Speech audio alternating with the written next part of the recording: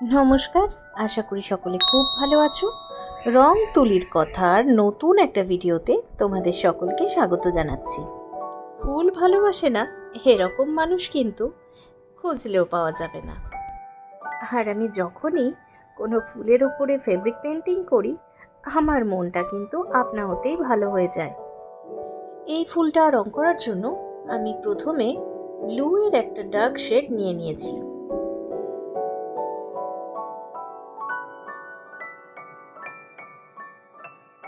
এক্ষেত্রে ব্লু এর ডার্ক শেডটা ছাড়াও যে কোনো রঙের ডার্ক শেড কিন্তু ইউজ করা যেতে পারে।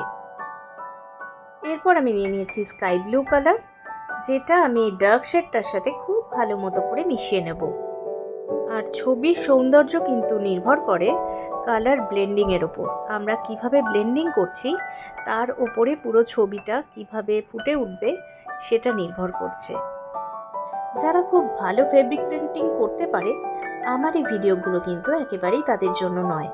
আমার এই ভিডিওগুলো আমি মূলত তৈরি করি যারা বিগিনার্স আছো তাদের জন্য।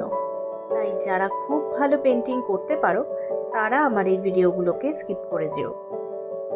আর যারা আমার ভিডিও পছন্দ করো তাদের কাছে অনুরোধ রইল আমার চ্যানেলটাকে সাবস্ক্রাইব করে দেওয়ার। এবার আমি নিয়ে নিয়েছি হোয়াইট কালার, যেটা আমি স্কাই ব্লু কালারটার সাথে খুব ভালো রকম করে মিশিয়ে দেবো।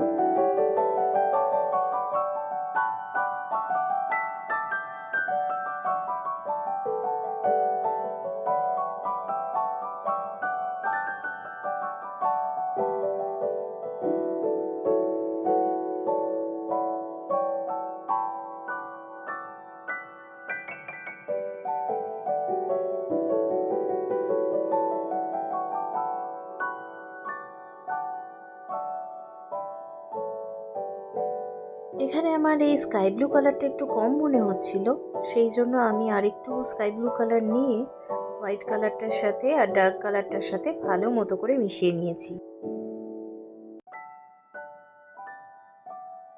ওই একই রকমভাবে আমি বাকি পাপড়িগুলো করে নেব, কিন্তু বাকি পাপড়িগুলোর ক্ষেত্রে আমি আর হোয়াইট কালারটা ব্যবহার করব না। এই পেন্টিংটা আমি 4 নম্বর তুলি দিয়ে করছি। আমার ভিডিও তোমাদের কেমন লাগে সেটা অতি অবশ্যই আমাকে কমেন্ট করে জানিও।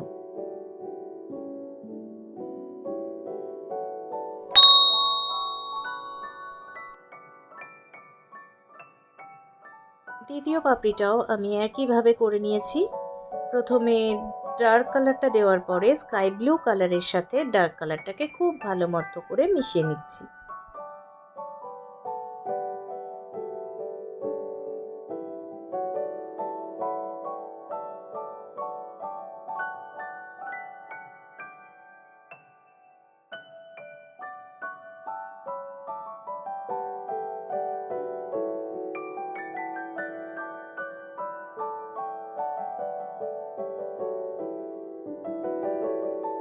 এরকম অনেকেই আছো যারা বাড়িতেই ফেব্রিক পেন্টিং নিজের ইচ্ছায় শিখছো।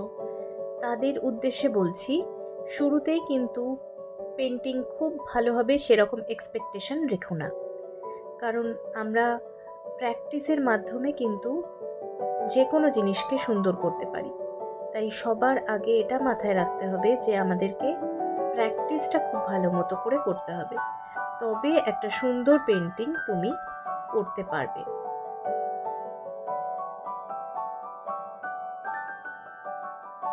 ভয় না পেয়ে ধৈর্য ধরে প্র্যাকটিস করলে একটা ভালো পেন্টিং করা এমন কিছু কঠিন ব্যাপার কিন্তু নয়।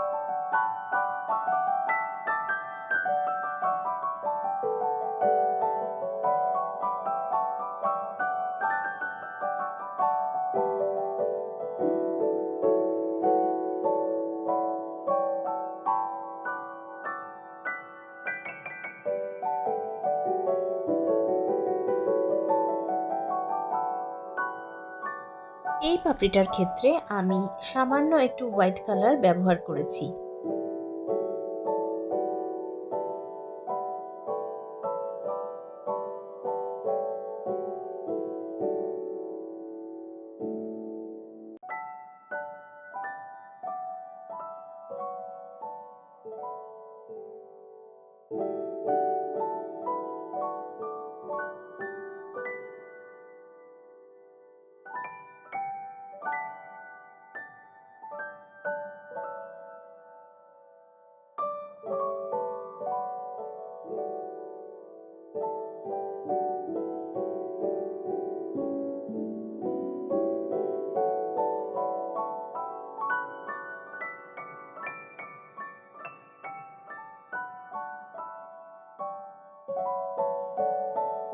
আমি যেভাবে কালার করছি সেটা একটু মনোযোগ সহকারে দেখলেই কিন্তু তোমরা বাড়িতেই এরকম ফুল আঁকতে পারবে।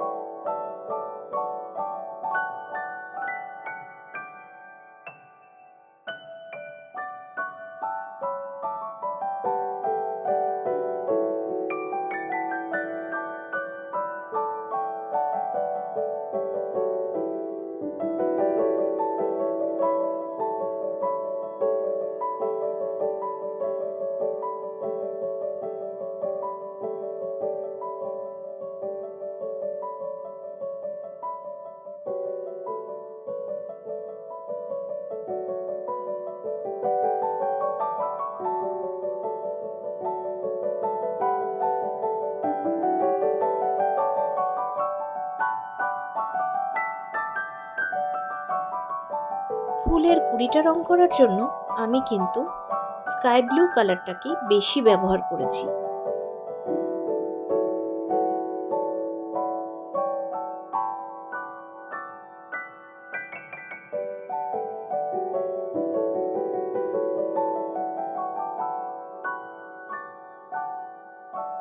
তারপর কুড়ির নিচের দিকটায় আমি ব্লু এর ডার্ক শেডটা দিয়েছি।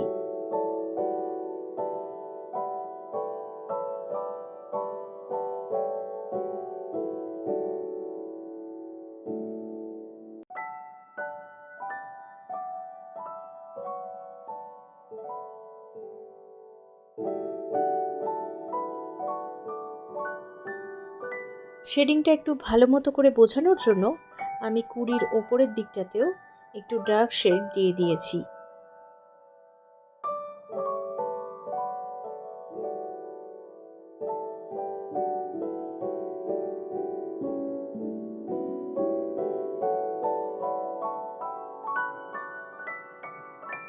পাতা আর ডাল করার জন্য আমি স্যাপ গ্রিনের সাথে কিছুটা ইয়েলো মিক্সড করে শেডিং করেছি।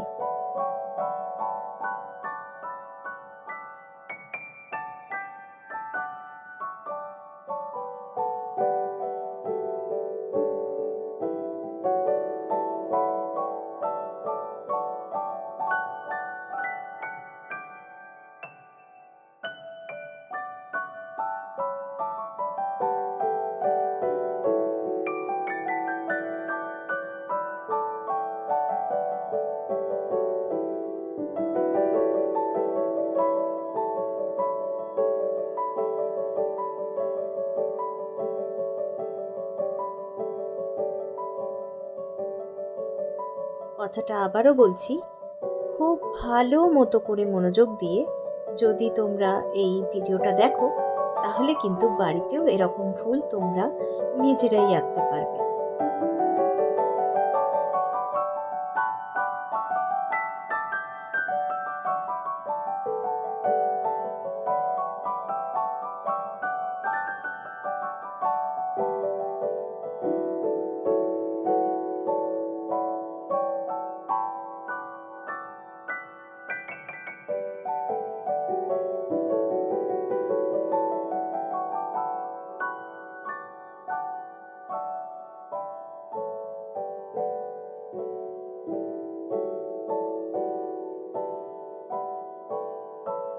পাতার অর্ধেক অংশ আমি স্যাপ গ্রিন দিয়ে ফিল করেছি আর বাকি অংশটাতে আমি গোল্ডেন ইয়েলো কালারটা ব্যবহার করছি।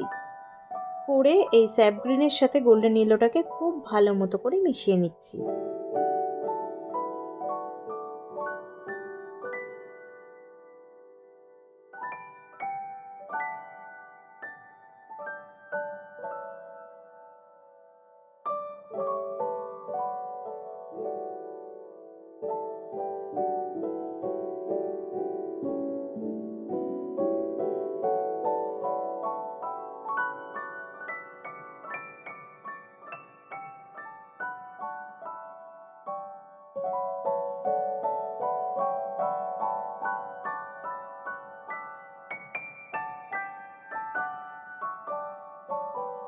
এরপর আমি গোল্ডেন ইয়েলো কালারটা দিয়ে পাতার ভেতরে শিরাগুলো করে নিচ্ছি। আমার এই ফ্লাওয়ার পেন্টিংটা তোমাদের কেমন লাগলো সেটা অতি অবশ্যই আমাকে কমেন্ট করে জানিও। ভালো লাগলে চ্যানেলটাকে সাবস্ক্রাইব করে দেওয়ার অনুরোধ রইল। সকলে খুব ভালো থেকো, সুস্থ থেকো। আবার দেখা হবে খুব তাড়াতাড়ি নতুন একটা ফেব্রিক পেন্টিংয়ের ভিডিও নিয়ে।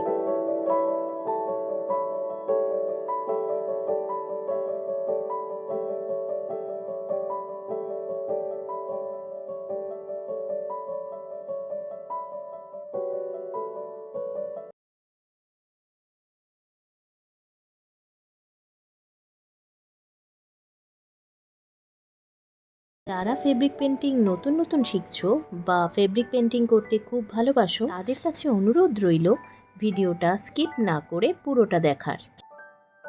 যে কোনো কাজের উপর যদি একটু মনোযোগ দেওয়া যায় তাহলেই কিন্তু কাজটা খুব সহজ হয়ে ওঠে। এবার আসি এই পেন্টিংয়ে আমি ঠিক কী কী কালার ইউজ করছি সেই কথায়। পাপড়ির ওপরের অংশটা আমি পিঙ্ক কালার দিয়ে ফিল করেছি। একইভাবে আমি নিচের কিছুটা অংশ পিঙ্ক কালার দিয়ে ফিল করে দিচ্ছি। রং করার সময় মাথায় রাখতে হবে কোনো অংশ যেন ফাঁকা না থাকে, সমস্ত অংশটাই যেন রং দিয়ে ফিল করা হয়। মাঝের অংশটাতে আমি দিয়ে দিচ্ছি সাদা, আর এই সাদা রংটাকে আমি পিঙ্কের সাথে খুব ভালো করে মিশিয়ে নিচ্ছি। যে কোনো ধরনের কাজ করতে গেলেই সেই কাজের প্রতি কিন্তু ভালোবাসা থাকাটা খুবই গুরুত্বপূর্ণ।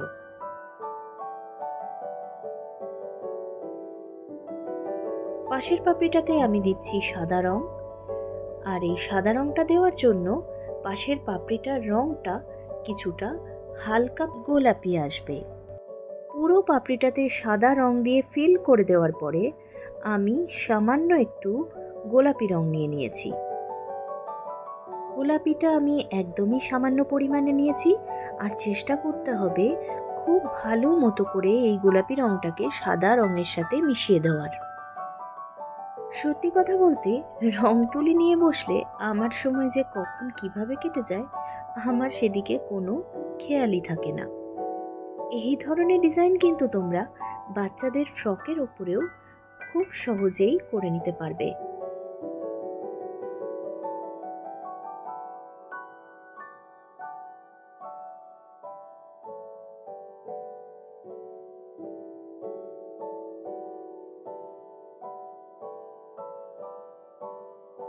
পাশের পাপড়িটাতে গোলাপি রংটা আমার বড্ড কম লাগছিল, তাই জন্য আমি বর্ডারটাকেও গোলাপি রং দিয়ে একটু জাস্ট মিশিয়ে নিচ্ছি। আমাদের জীবনেও চলার পথে সব কিছু তো পারফেক্ট হয় না, তাও আমরা প্রতি মুহূর্তে চেষ্টা করে যাই কিভাবে জাস্ট সব কিছু পারফেক্ট রাখা যায়। এবারে পাতার ওপরের অংশটা রং করার জন্য আমি নিয়ে নিচ্ছি স্যাপ গ্রিন কালার। পাতার পুরো অংশটাই আমি স্যাপ গ্রিন কালার দিয়ে ফিল করে দিয়েছি।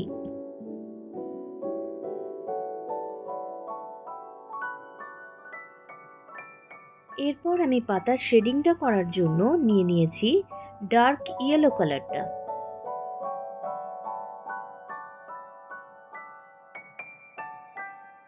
ডার্ক ইয়েলো কালারটা আমি সামান্য পরিমাণেই নিয়েছি। এবার আমি এই ডার্ক ইয়েলো কালারটাকে স্যাপ গ্রিনের সাথে খুব ভালো মতো করে মিশিয়ে নেব। এবার রংটা কাঁচা থাকতে থাকতেই আমি মাঝখানের এই শিরাটাও করে নিয়েছি ডার্ক ইয়েলো কালারটা দিয়ে। পাশের পাতাটাও আমি একইভাবে করে নিয়েছি। পাতায় যদি তোমরা না চাও তাহলে শেডিংয়ের জন্য ইয়েলো কালারটা নাও দিতে পারো, কিন্তু ইয়েলো কালারটা দিলে পাতাটা কিন্তু খুব সুন্দর করে ফুটে ওঠে।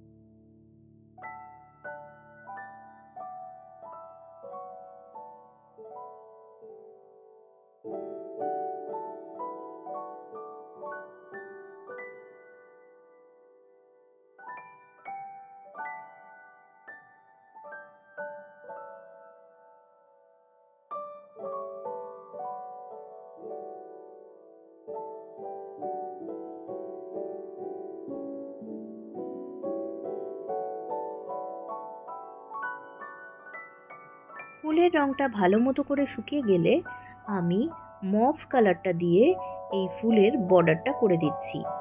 যারা নতুন ফেব্রিক পেইন্টিং শিখছো তাদের জন্য বলছি, বর্ডার করার সময় একটু সরু তুলি ব্যবহার করার চেষ্টা করবে, না হলে কিন্তু বর্ডারটা মোটা হয়ে যাবে আর কোনোভাবেই এটাকে ম্যানেজ করা যাবে না।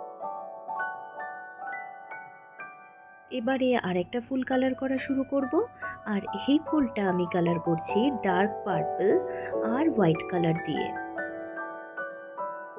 নিচের দিক থেকে সামান্য একটু অংশ ফাঁকা রেখে আমি কিন্তু পুরো পাপড়িটাতেই পার্পল কালার দিয়ে ফিল করে দিচ্ছি।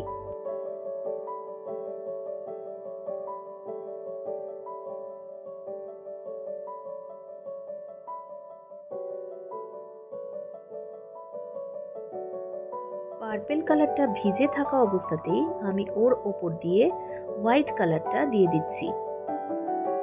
এই অবস্থায় বলে রাখি, পার্পল কালার দিয়ে যখন আমরা পুরো পাপড়িটাকে ফিল করলাম তারপরে কিন্তু তুলিটাকে ওয়াশ করা যাবে না।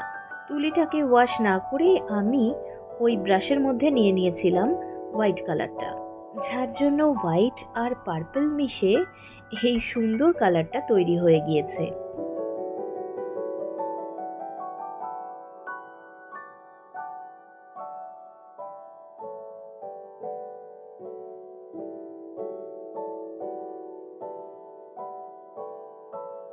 একইভাবে আমি পাশের পাপড়িটাকেও কালার করে নেব।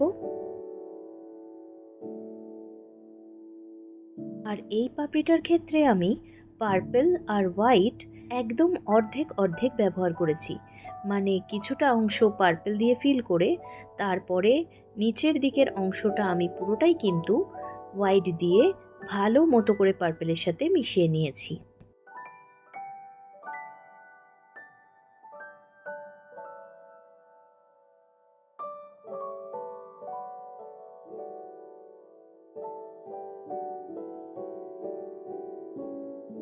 পাপড়ির রংটা পুরোপুরিভাবে না শুকনো অবধি আমি এই পাপড়িতে বর্ডার কিন্তু দিচ্ছি না।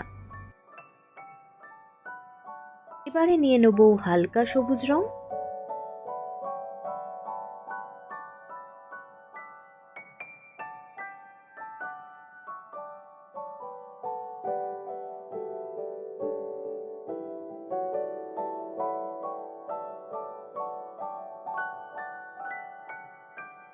আর আমি এই হালকা সবুজ রংটা দিয়েই পাতার যে ভেতরে শিরাগুলো হয় সেইগুলো একদম সরু করে দিয়ে নিচ্ছি।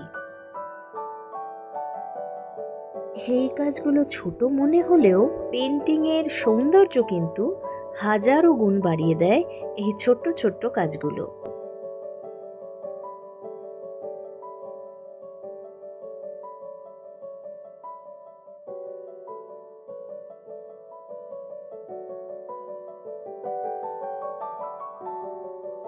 ফুলের পাপড়ির রঙটা এবার পুরোপুরিভাবে শুকিয়ে গেছে।